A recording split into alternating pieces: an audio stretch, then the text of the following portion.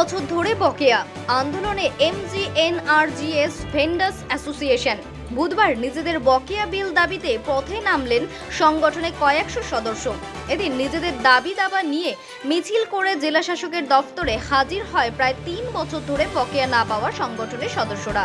এই প্রসঙ্গে সংগঠনের পক্ষে সুদীপ কুমার সিংহ রায় বলেন, আমরা 3 বছর ধরে বকেয়া বিল পাচ্ছি না। বর্তমানে আমাদের দেওয়ালে পিঠ থেকে গিয়েছে। আমাদের দুজন সদস্য দীর্ঘ সময় ধরে বিল না পাওয়ার কারণে মানসিক ভেঙে পড়ে আত্মহত্যাও করেছে। আজ আমরা এই বিক্ষোভ এবং স্মারকলিপি প্রদানের মাধ্যমে আমাদের বকেয়া টাকা দ্রুত মিটিয়ে দেবার দাবি জানাচ্ছি। আমার নাম সুদীপ কুমার সিংহ রায়। MGNRGS vendor. আমরা বিগত 3 বছর ধরে বকেয়া, আমরা গোটা জেলায় 500 কোটি টাকা বকেয়া আমরা দীর্ঘ 3 বছর ধরে পাচ্ছি না। এই অবস্থায় আমরা প্রচুর হতাশাগ্রস্ত এবং ইতিমধ্যে 3 জন ঠিকাদার, একজন সুসাইড করে, 2 জন এই হতাশাগ্রস্ত হয়ে স্ট্রোক করে মারা গেছেন। আমাদেরও সংসারের অবস্থা সংকীর্ণ।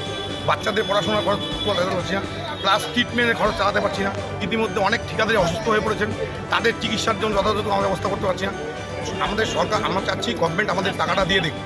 কেননা এই তাল বাহানা, একবার বলছে রাজ্য, বলছে কেন্দ্র দেবে, কেন্দ্র বলে রাজ্য, এই তাল বাহানার মাঝখানে আমরা পিছিয়ে মারা যাচ্ছি।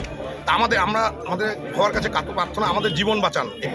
এই বকেয়া পেমেন্ট করে আমাদের জীবনটাকে কমসে কম বাঁচান, আমাদের সংসার পরিজনদের বাঁচতে দিন, বাঁচার সুযোগ করে দিন। এর আগেও তো আপনারা জেলা শাসকের সঙ্গে দেখা করেছিলেন, সে সময় প্রশাসনের সঙ্গে, আমরা ব্লক প্রশাসন এবং উত্তরবঙ্গ উন্নয়ন মন্ত্রীর সঙ্গে দেখা করেছি। সেই সময় তারা কি বলেছে?